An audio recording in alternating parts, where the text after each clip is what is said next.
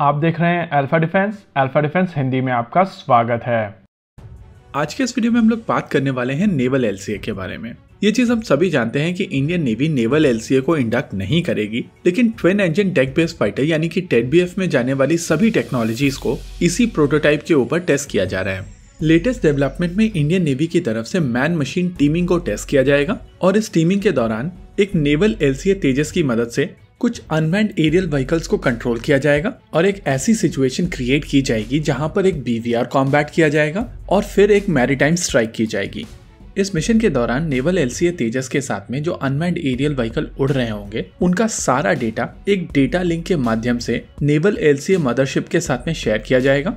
Mothership basically एक twin seat fighter jet होगा और इसके रियर कॉकपिट में अनमैन्ड एरियल व्हीकल कंट्रोलर होगा। ये दूसरा पायलट इन अनमैन्ड एरियल व्हीकल से आ रहे सभी तरीके के डेटा को एनालाइज करके फिर इनको कमांड पास करेगा ताकि वो पहले बीवीआर मिसाइल सिस्टम फायर करें और बाद में मैरीटाइम स्ट्राइक के लिए बॉम्ब या क्रूज मिसाइल फायर करें। ये पूरा प्रोसेस लगभग 3 स्टेजेस में कंप्लीट किया जाएगा और कॉन्ट्रैक्ट देने के 9 महीने के अंदर ये सारी की सारी टेस्टिंग कंप्लीट कर ली जाएगी।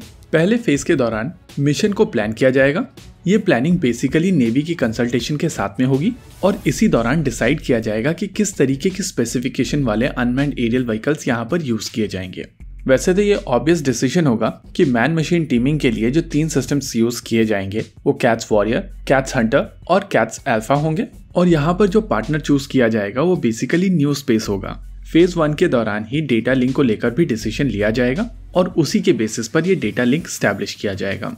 फेज 2 के दौरान सिमुलेशन मॉडल्स क्रिएट किए जाएंगे, सॉफ्टवेयर इंटरफेस क्रिएट किया जाएगा, फ्लाइट मॉडल्स बनाए जाएंगे, सेंसर मॉडल्स बनाए जाएंगे, नेटवर्क मॉडल बनाए जाएंगे और यूएवी का मॉड्यूल बनाया जाएगा। फेज 3 के दौरान एक्चुअल फुल स्केल डेमोन्स्ट्रेशन दिया जाएगा, लेकिन ये डेमोन्स्ट्रेशन पूरी तरीके से सिमुलेटेड होगा। हालांकि इस सिमुलेशन के दौरान एक्चुअल एयरक्राफ्ट टेक ऑफ करेगा, लेकिन जो एनिमी एयरक्राफ्ट जिसको मारकर गिराया जाएगा वो सिमुलेशन होगा। उसी हिसाब से नेवल रिक्वायरमेंट के लिए जो शिप बनाया जाएगा या मैरीटाइम स्ट्राइक कंडक्ट की जाएगी वहां पर एयरक्राफ्ट एक्चुअली टेक ऑफ करेंगे, लेकिन वेपन फायरिंग सिमुलेटेड होगी।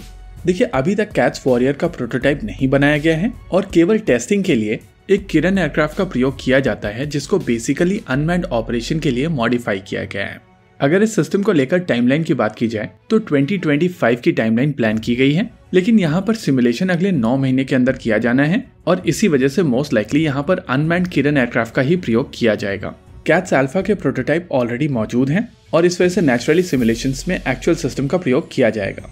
रही बात कैट्स हंटर की, तो उसका भी प्रोटोटाइप अभी तक बनकर तैयार नहीं हुआ है और मोस्ट लाइकली अभ्यास कैटेगरी का कोई अनमैन्ड एरियल व्हीकल इस रोल को प्ले करेगा। देखिए, मैन मशीन टीमिंग एलसीए तेजस की कैटेगरी का कोई और फाइटर जेट करने में सक्षम नहीं है और न ही इस तरीके के सिस्टम्स को लेकर कोई प्लान चल रहा है।